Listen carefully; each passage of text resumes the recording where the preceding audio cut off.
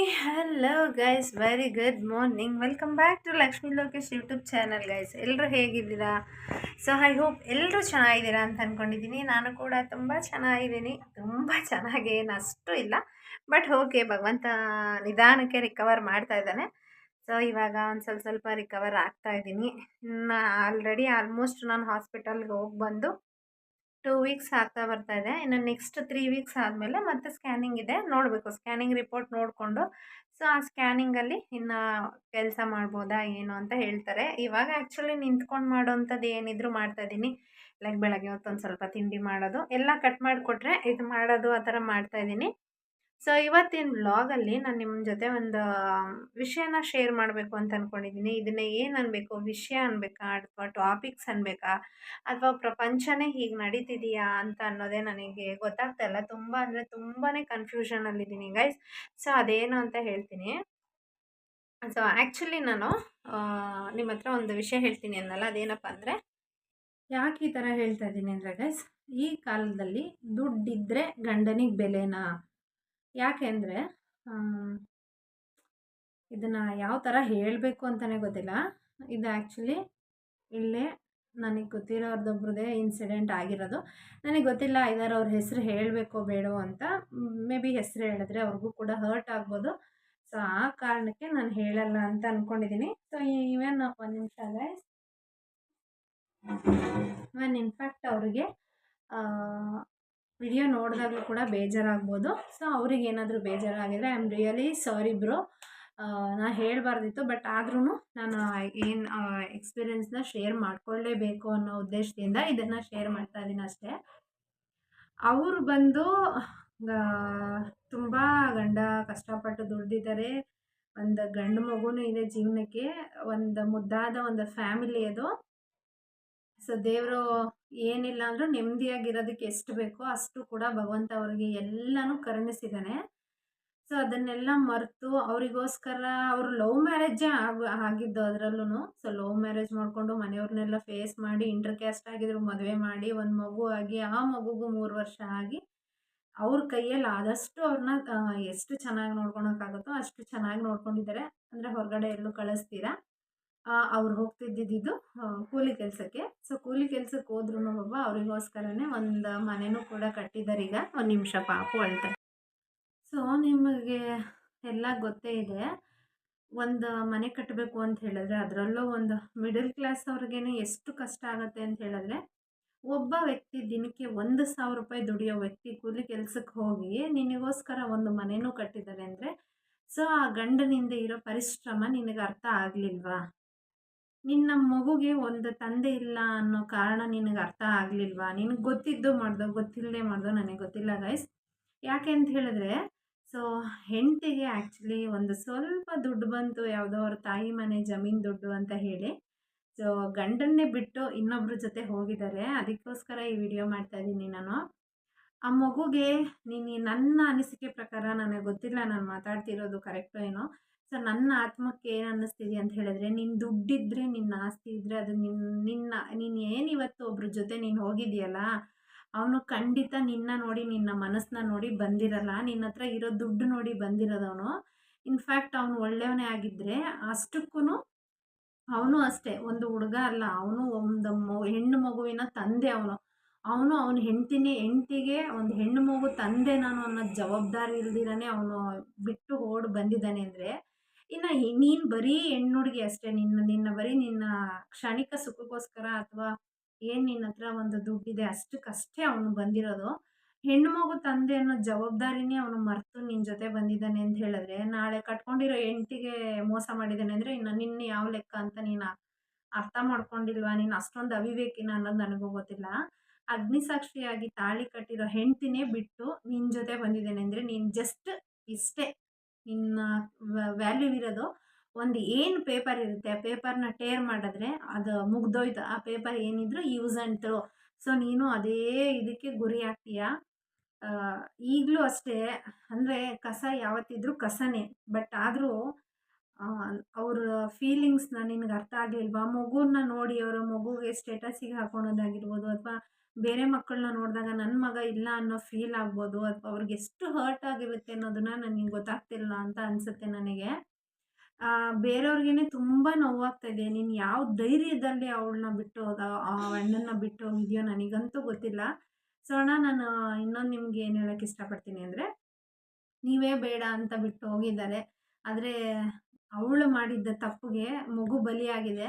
ಆ ಮಗು ಯಾವತ್ತಿದ್ರೂ ನಿಮ್ಮ ಹತ್ರ ಬಂದೇ ಬರುತ್ತೆ. ಸೊ ಆ ಫೀಲಿಂಗಿಗೋಸ್ಕರ ನೀವು ಕೆಟ್ಟ ಚಟಕ್ಕೆ, ಅಂದರೆ ಸ್ಮೋಕು ಅಥವಾ ಡ್ರಿಂಕ್ಸು, ಈ ಥರ ಕೆಟ್ಟ ಚಟಕ್ಕೆ ನೀವು ಬಲಿ ಆಗಬೇಡಿ. ಸೊ ನಿಮ್ಮದು ಅಂತಲೂ ಒಂದು ಲೈಫ್ ಇರುತ್ತೆ, ನೀವು ನೋಡ್ಕೊಳ್ಳಿ. ಹಾಗೆ ಇನ್ನೊಂದು ಮಾತು ಹೇಳಕ್ಕೆ ಇಷ್ಟಪಡ್ತೀನಿ. ಯಾರು ಅವನು ಅವಳ ಜೊತೆ ಹೋಗಿದ್ದಾನಲ್ಲ ಗೈಸ್, ಅವನು ಅಷ್ಟೇ ಮದುವೆ ಆಗಿರೋನೇ. ಅವನಿಗೂ ಒಂದು ಮಾತು ಹೇಳ್ತೀನಿ. ಅಷ್ಟು ಜನದ ಮುಂದೆ ಕಟ್ಕೊಂಡು ಬಂದಿರೋ ಹೆಂಡ್ತಿನೇ ಬಿಟ್ಟೋಗಿದ್ಯಾ ಕಣೋ ನೀನು. ಇನ್ನು ಇವರೆಲ್ಲ ಯಾರು ನಿನಗೆ?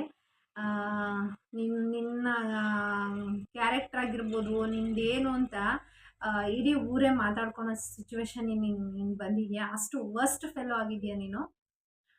ಒಂದು ಹೆಣ್ಣನ್ನ ನೋಡಿದ ತಕ್ಷಣ ನೀನು ಗಂಡಸಾಗಿ ನಿನ್ಗೆ ದುಡ್ದು ಸಾಕೋ ಕೆಪಾಸಿಟಿ ಇರಲಿಲ್ವಾ ನಿನ್ನ ಮಗಳನ್ನ, ನಿನ್ನ ಹೆಂಡ್ತಿನ? ಒಂದು ಹೆಂಗ್ಸ್ ದುಡ್ಡಿಗೆ ಹೋಗಿದ್ಯಲ್ಲ, ನಿನ್ಗೆ ಯಾಕಿದು? ಗಂಡಂದಿರಿಗೆ ದಯವಿಟ್ಟು ಮರ್ಯಾದೆ ಕೊಡಿ. ಕುಡುಕನೋ ಅಥವಾ ಕಣ್ಣಿಲ್ಲೋ ಕುರುಡನೋ ಏನೋ ನನಗೆ ಗೊತ್ತಿಲ್ಲ, ಅವನು ಏನು ತಂದು ಹಾಕ್ತಾನೋ ಅದನ್ನು ತಿನ್ಕೊಂಡು ಇರಿ. ಇವಾಗ ನಾನೊಬ್ಳು ರೈತನ ಹೆಂಡತಿಯಾಗಿ ನಾನು ಹೇಳೋದಿಷ್ಟೇ. ಈಗ ನನ್ನ ಗಂಡನು ನನ್ನ ಸಾಕಬೇಕು, ನಾನು ಯಾಕೆ ಅವಳನ್ನ ಸಾಕಬೇಕು, ನಾನು ಯಾಕೆ ನನ್ನ ಮಕ್ಳಿಗೆ ಎಜುಕೇಷನ್ ಕೊಡಬೇಕು, ನಾನು ಯಾಕೆ ನನ್ನ ಮಗಳನ್ನ ಸಾಕಬೇಕು ಅನ್ನೋದು ಅವನಿಗೂ ಬಂದರೆ, ಅಫ್ಕೋರ್ಸ್ ಅವನು ಕೂಡ ನಮ್ಮನ್ನು ಬಿಟ್ಟು ಹೋಗ್ಬೋದು. ಹೆಣ್ಣಿಗೊಂದು ನ್ಯಾಯ, ಗಂಡಿಗೊಂದು ನ್ಯಾಯ ಅಂತ ಏನಿಲ್ಲ ಗೈಸ್. ಅವನು ಅಷ್ಟೊಂದು ಪಡ್ತಿದ್ದಾನೆ ಅಂದರೆ ನನ್ನ ನಂಬ್ಕೊಂಡು ಬಂದಿದ್ದಾಳೆ, ಅಥವಾ ನಾನೊಂದು ಲವ್ ಮ್ಯಾರೇಜ್ ಮಾಡ್ಕೊಂಡಿದ್ದೀನಿ, ನನಗೆ ನನ್ನ ಮಗ ಇದ್ದಾನೆ, ನನ್ನ ಮಗಳಿದ್ದಾಳೆ, ನನ್ನ ಕೈಯಲ್ಲಾಗಿದ್ದು ನಾನು ಸಾಕಬೇಕು, ನಾನು ದುಡಿಬೇಕು, ನಾನು ಅವ್ರನ್ನ ನೋಡ್ಕೋಬೇಕು ಅನ್ನೋದು ಅವ್ರಿಗೂ ಇರುತ್ತೆ. ಸೊ ಅದೇ ರೀತಿ ಹೆಣ್ಣು ಮಕ್ಳಿಗೂ ನಾನು ಹೇಳೋದಿಷ್ಟೇ. ಎಲ್ಲ ಹೆಣ್ಮಕ್ಳಿಗೂ ಹೇಳಲ್ಲ, ಕೆಲವು ಹೆಣ್ಣುಮಕ್ಳು ಈ ಥರ ತಿಳ್ಕೊಂಡು ಹೋಗ್ತಿರಲ್ಲ, ಅಂಥ ಹೆಣ್ಣು ಮಕ್ಕಳಿಗೆ ನನ್ನ ಕಡೆಯಿಂದ ಒಂದು ರಿಕ್ವೆಸ್ಟು. ಸೊ ಪ್ಲೀಸ್, ನೀವು ಯಾವುದೇ ಕಾರಣಕ್ಕೂ ನಿಮ್ಮ ಗಂಡಂದಿರನ್ನ ಬಿಟ್ಕೊಡ್ಬೇಡಿ. ನಿಮ್ಮ ಗಂಡ ನಿಮಗೋಸ್ಕರನೇ ಜೀವ ತೆಗೆದು ಸಾಕ್ತಿದ್ದಾನೆ ಅಂತ ಹೇಳಿದ್ರೆ, ಅಂಥ ಗಂಡನ್ನ ಬಿಟ್ಟು ಹೋಗೋಕ್ಕೆ ನಿಮಗೆ ಹೆಂಗೆ ಮನಸ್ಸು ಬರುತ್ತೆ? ಗಂಡ ಈಗ ಪ್ರತಿಯೊಬ್ಬರ ಮನೆಯಲ್ಲೂ ಗಂಡ ಹೆಂಡತಿ ವಿಷಯ ಅಂದರೆ ಏನಾದರೂ ಒಂದು ಸಾಮಾನ್ಯವಾಗಿ ಜಗಳ ನಡೆದೇ ನಡೆಯುತ್ತೆ. ಸೊ ನೀವು ಅನ್ಕೋಬೋದು ನಿಮ್ಮ ಮನೇಲಿ ಜಗಳ ಇಲ್ವಾ ಅಂತ. ಸೊ ಅಫ್ಕೋರ್ಸ್ ನಮ್ಮ ಮನೇಲೂ ನಾವು ಜಗಳ ಆಡ್ತೀವಿ, ಪ್ರತಿಯೊಬ್ಬರ ಮನೆಯಲ್ಲೂ ಜಗಳ ಆಡ್ತೀವಿ. ಜಗಳ ಆಡಿದ ತಕ್ಷಣ ಬೇರೆ ಗಂಡ ಅಂತ ಹೋದರೆ ಹಂಗಾರೆ ಜಗಳ ಆಡಿದ್ರೆ ಮಕ್ಕಳು ಬೇರೆ ಮಕ್ಕಳು ಸಿಗುತ್ತೆ ಅನ್ನಂಗಿದ್ರೆ ಅದು ಆಟ ಸಾಮಾನಲ್ಲಿ ತೊಗೊಂಬಂದ್ಬಿಟ್ಟಿದೆ ಅವರೇನೋ. ಸೊ ಅದಕ್ಕೆ ಭಗವಂತ 9 ತಿಂಗಳು ಹೆತ್ತು ಹೊತ್ತು ಸಾಕಿದ್ರೆ ಗೊತ್ತಾಗುತ್ತೆ ಅಂತ ಬಿಟ್ಟಿದ್ದಾರೆ. ಬಟ್ ಇವರು ಹೆತ್ತು ಹೊತ್ತಿದ್ರೂ ಇವ್ರಿಗೆ ಸಾಕಾಗಿಲ್ಲ, ಅದೇನು ಅಂತ ಗೊತ್ತಿಲ್ಲ. ಮೇ ಬಿ ಇಂಥವ್ರಿಗೆಲ್ಲ 2 ವರ್ಷ ಹೊಟ್ಟೆಲಿಟ್ಕೊಂಡು ಆಚೆ ಹಾಕಿದ್ರುನು ಕೂಡ ಅದ್ರ ವ್ಯಾಲ್ಯೂ ಅವ್ರಿಗೆ ಗೊತ್ತಾಗ್ತಿರ್ಲಿಲ್ಲ ಅನ್ಸುತ್ತೆ ಗೈಸ್. ಯಾಕೆಂತ ಹೇಳಿದ್ರೆ, ಒಂದು ಹೆಣ್ಣು ಒಂದು ಮಗುಗೆ ಜನ್ಮ ಕೊಡಬೇಕು ಅಂತ ಹೇಳಿದ್ರೆ ಅದು ಎಷ್ಟು ನೋವಾಗಿರುತ್ತೆ, ಎಷ್ಟು ಪೇಯ್ನ್ ಇರುತ್ತೆ, ಎಷ್ಟು ದಿನ ತಡ್ಕೋಬೇಕು, 1 ವರ್ಷ ಎಲ್ಲ ಕಾಯಬೇಕು ಅನ್ನೋದು ಯಾವ ಹೆಣ್ಣಿಗೂ ಇರುತ್ತೋ ಆ ಹೆಣ್ಣು ಯಾವುದೇ ಕಾರಣಕ್ಕೂ ಈ ಥರ ಮಾಡಲ್ಲ. ಸೊ ಗಂಡನ್ನೇ ಬಿಟ್ಟು ಹೋಗ್ಬಿಡೋದು ಅಂತ. ಸೊ ಇವತ್ತು ನಿನ್ನ ಹತ್ರ ಏನಿದೆಯೋ ಅದು ಖಾಲಿ ಆದಮೇಲೆ ತಿರ್ಗಾ ನೀನು ನಿನ್ನ ಗಂಡನ ಕಾಲು ಕೆಳಗೆ ಬಂದರೆ ಅವತ್ತು ಯಾವ ಸಮಾಜನೂ ಒಪ್ಪಲ್ಲ, ಅವತ್ತು ಯಾವ ಗಂಡನೂ ಒಪ್ಪಲ್ಲ ನಿನ್ನ.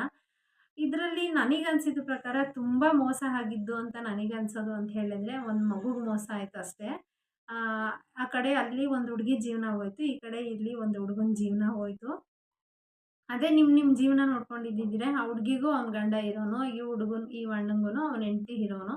ಇಬ್ರೂ ಲೈಫ್ ಹಾಳು ಮಾಡ್ಕೊಂಡ್ರೆ, ಇಬ್ಬರು ಮಕ್ಳಿಗೂ ತಂದೆ ಇಲ್ಲ, ಇಬ್ಬರು ಮಕ್ಳಿಗೂ ತಾಯಿ ಇಲ್ಲ ಅನ್ನೋ ಸಿಚುವೇಶನ್ಗೆ ನೀವು ತಂದು ನಿಲ್ಲಿಸಿದ್ದೀರಾ. ಸ್ವಲ್ಪ ಹೊತ್ತು ಯೋಚನೆ ಮಾಡಿದರೆ, ಅದೇ ದುಡ್ಡನ್ನ ಯಾವನಿಗೂ ಕೊಡೋದನ್ನ ನೀನು ಹೋಗಿ ನಿನ್ನ ಗಂಡಂಗೆ ಕೊಟ್ಟಿದ್ದಿದ್ರೆ ನಿನ್ನ ಗಂಡ ಇನ್ನೂ ಚೆನ್ನಾಗಿ ಆಗ್ತಿದ್ದ. ಇವತ್ತು ಮನೆ ತೊಗೊಂಡಿರೋನು ನಾಳೆ ಕಾರ್ ತೊಗೊಳ್ತಿದ್ದ. ಸೊ ನೀನು ಅದನ್ನ ಯೋಚನೆ ಮಾಡಲಿಲ್ಲ. ನಿನ್ನ ಗಂಡ ಕೂಲಿ ಕೆಲ್ಸಕ್ಕೆ ಹೋಗೋನು, ಕೂಲಿ ಹೊಟ್ಟೆದವರನೇ ಇರ್ತಾನೆ. ಅವನು ಯಾವನೋ ತಿರ್ಬೋಕಿ ನನ್ನ ಮಗ ಬಂದು ಐ-ಫೈ ಜೀವನ ತೋರಿಸ್ತೀನಿ ಅನ್ನೋ ಥರ ಅವನೇ ತಿರುಪೆ. ಅವ್ನ ಬಟ್ಟೆ, ಅವ್ನ ಶೋಕಿಗೆ ನೀನು ಬಿದ್ದಿದೀಯಾ, ನೀನು ಕೊಡಿಸ್ಬೇಕಷ್ಟೇ ಅವನಿಗೆ ಏನಿದ್ರು. ಈಗ ನಿನ್ನ ಹತ್ರ ಇರೋದು ಖಾಲಿ ಎಲ್ಲ ಆದಮೇಲೆ ಸೊ ನೆಕ್ಸ್ಟ್ ನೀನು ಭಿಕ್ಷೆ ಬೇಡೋದಕ್ಕೂ ಲಾಯಕ್ಕಾಗಲ್ಲ. ಇಂಥವ್ರು ದಯವಿಟ್ಟು ಮಕ್ಕಳನ್ನ ಇಟ್ಕೋಬೇಡಿ. ಸಾಕಕ್ಕೆ, ನೋಡೋಕ್ಕೆ ಯೋಗ್ಯತೆ, ಅರ್ಹತೆ ಇರೋರು ಮಾತ್ರ ತನ್ನ ಮಕ್ಕಳನ್ನ ಸಾಕಿ. ಇಲ್ವಾ ನಿಮಗೇನು ಇಲ್ವಾ? ನೀವು ಇನ್ನೊಬ್ಬನ ಜೊತೆನೇ ಓಡೋಗ್ತೀರಾ? ಗಂಡ ಬೇಡ ಅಂತ ಬಿಟ್ಟು ಹೋಗ್ತೀರಾ? ಹೆಂಡ್ತಿ ಬೇಡ ಅಂತ ಬಿಟ್ಟು ಹೋಗ್ತೀರಾ? ನಿಮ್ಮಂಥವ್ರಿಗೆಲ್ಲ ಯಾಕೆ ಮಕ್ಕಳು? ಮಕ್ಕಳನ್ನ ಯಾಕೆ ಕರ್ಕೊಂಡು ಹೋಗ್ತೀರಾ? ನಿಮ್ಮ ಚಂಗ್ಳ ಬುದ್ಧಿ ಮಕ್ಕಳನ್ನ ಕಲಿಸ್ಬೇಡ್ರಿ. ಬಿಟ್ಬಿಡ್ರಿ. ಯಾರು ಅದಕ್ಕೆ ಯೋಗ್ಯತೆ ಇದ್ದಾರೋ, ಆ ಯೋಗ್ಯತೆ ಇರೋರು ಆ ಮಕ್ಕಳನ್ನ ಸಾಕ್ತಾರೆ. ಆ ಮಕ್ಕಳನ್ನ ಅವ್ರ ಹತ್ರ ಬಿಡಿ. ಜವಾಬ್ದಾರಿ ಇರೋ ತಂದೆ ಇದ್ರೆ ಜವಾಬ್ದಾರಿ ಇರೋ ತಂದೆ ಹತ್ರ ಬಿಡಿ. ಜವಾಬ್ದಾರಿ ಇರೋ ತಾಯಿ ಇದ್ರೆ ಜವಾಬ್ದಾರಿ ಇರೋ ತಾಯಿ ಹತ್ರ ಬಿಡಿ. ಸೊ ನೀವು ಓಡೋಗಿ ನಿಮ್ಮ ಬುದ್ಧಿನೇ ಅವ್ರಿಗೂ ಕಲಿಸ್ಬೇಡಿ. ನಾಳೆ ಅವರು ಪ್ರಪಂಚ ಆಳೋರು. ನೀವೆಲ್ಲ ಹಾಳು ಮಾಡಿ ಹೋಗಿರೋರು. ಸೊ ಪ್ರಪಂಚ ಆಳೋರ್ನ ದಯವಿಟ್ಟು ಅವ್ರನ್ನ ಒಳ್ಳೆ ಬುದ್ಧಿ ಕಲಿಯೋದಕ್ಕೆ ಬಿಡಿ ಅಂತ ಹೇಳ್ತೀನಿ. ಆ ಹುಡುಗಿಗೂ ಅಷ್ಟೇ, ನಿನ್ನ ಗಂಡ ನೋಡಮ್ಮ ನೀನೇ ಬೇಡ ಅಂತ ಹೋಗಿದ್ದೀನಿ, ಅವನ ಬಗ್ಗೆ ಯೋಚನೆ ಮಾಡೋ ನೆಸೆಸಿಟಿ ಇಲ್ಲಿಲ್ಲ. ಆಮೇಲೆ ಇನ್ನೊಂದು ಏನು ಅಂದರೆ ಗೈಸ್, ಇಬ್ಬರು ಪಕ್ಕ ಮನೆಯಲ್ಲೇ ಇರೋರು. ಸೊ ಫ್ರೆಂಡ್ಸು ಅಂತ ಇದ್ದುಕೊಂಡು ಈ ಥರ ಮೋಸ ಚೂರಿ ಮಾಡಿರೋದು. ನನ್ನ ಫ್ರೆಂಡ್ ಅಲ್ವಾ, ಕಾಮನಾಗಿ ನನ್ನ ಮನೆಗೆ ಬರ್ತಾನೆ ಅಂತ ಬಿಟ್ಟಿದ್ದು ನಿಂದು ತಪ್ಪು. ಇವಳು ನನ್ನ ಫ್ರೆಂಡ್ ಅಲ್ವಾ ಅಂತ ಕಾಮನ್ನಾಗಿ ಬಿಟ್ಟಿದ್ದು ಅವ್ರದ್ದು ತಪ್ಪು ನನ್ನ ಅನಿಸಿಕೆ ಪ್ರಕಾರ. ಒಬ್ಬ ಫ್ರೆಂಡೇ ಆಗಲಿ, ಒಬ್ಬ ಹುಡುಗನ ಫ್ರೆಂಡೇ ಆಗಲಿ, ಒಬ್ಬ ಹುಡುಗಿ ಫ್ರೆಂಡೇ ಆಗಲಿ, ಒಂದು ಲಿಮಿಟ್ ಅನ್ನೋದಿರುತ್ತೆ. ಆ ಲಿಮಿಟ್ನ ಕ್ರಾಸ್ ಯಾರೂ ಮಾಡಬೇಡಿ. ಯಾಕಂತ ಹೇಳಿದ್ರೆ ಇತ್ತೀಚಿನ ದಿವಸಗಳಲ್ಲಿ ಒಬ್ಬರು ಮಾಡೋದಕ್ಕೆ ಪ್ರತಿಯೊಬ್ಬ ಹೆಣ್ಣು ಮಕ್ಕಳ ಮೇಲೂ ಕೂಡ ಅನುಮಾನ ಬರೋದು ಸಹಜ ಆಗಿದೆ. ಈಗ ನನ್ನ ಗಂಡ ಒಳ್ಳೆಯವನೇ ಆಗಿರ್ಬೋದು, ಬಟ್ ಅವಳು ಮಾಡಿರೋದಕ್ಕೆ ಅಯ್ಯೋ ನಮ್ಮನೆಗೂ ಯಾರಾದರೂ ಗಂಡಸು ಬಂದರೆ ಇದೇ ರೀತಿ ಆಗುತ್ತೋ ಏನೋ ಅನ್ನೋದು ಎಲ್ಲೋ ಒಂದು ಕಡೆ ಒಂದು ಅನುಮಾನ ಬಂದ್ಬಿಡುತ್ತೆ. ಅದನ್ನು ತಪ್ಪು ಅಂತ ನಾವು ಹೇಳೋದಕ್ಕಾಗಲ್ಲ. ಪ್ರಪಂಚ ನಡೀತಾ ಇರೋದೇ ಅದೇ ಥರ. ಈ ಥರದಕ್ಕೆ ಅನುಮಾನ ಮಾಡಿ ಕೊಡಬೇಡಿ ದಯವಿಟ್ಟು ಯಾರು. ನಮ್ಮ ಸಂಸಾರ ನಮ್ಮದು ಚೆನ್ನಾಗೇ ಇರುತ್ತೆ. ಈ ಥರ ಎಲ್ಲೋ ನೋಡಿದಾಗ ಹೊರಗಡೆ ಹೋಗಿ ವಾರಾನುಗಟ್ಲೆ ಹೋಗಿ ನಮಗೋಸ್ಕರ ದುಡ್ಕೊಂಬರ್ತಾರೆ. ಅಂಥವ್ರ ಮನಸ್ಸಿಗೆ ಒಂದು ಗಾಸಿಪ್ ಬಂದುಬಿಡುತ್ತೆ. ಅದನ್ನ ನಾನು ತಪ್ಪು ಅಂತ ಹೇಳೋದಕ್ಕೆ ಹೋಗಲ್ಲ. ನಾನು ಹೇಳೋದು ನಿನ್ನ ಎಡವಟ್ಟಿಂದ ನೀನು ಮಾಡಿಕೊಂಡೆ. ಯಾರು ಅತಿಯಾಗಿ ಸಲಿಗೆನೂ ಕೊಡಬೇಡಿ. ಅತಿಯಾಗಿ ನಂಬಿಕೆನೂ ಬೇಡ. ಅತಿಯಾಗಿ ನಾನು ನಂಬಿ ಒಳಗಡೆ ಬಿಟ್ಕೊತೀನಿ ಅನ್ನೋದನ್ನು ಕೂಡ ಬೇಡ ಅಂತ ಹೇಳಕ್ಕೆ ಇಷ್ಟಪಡ್ತೀನಿ.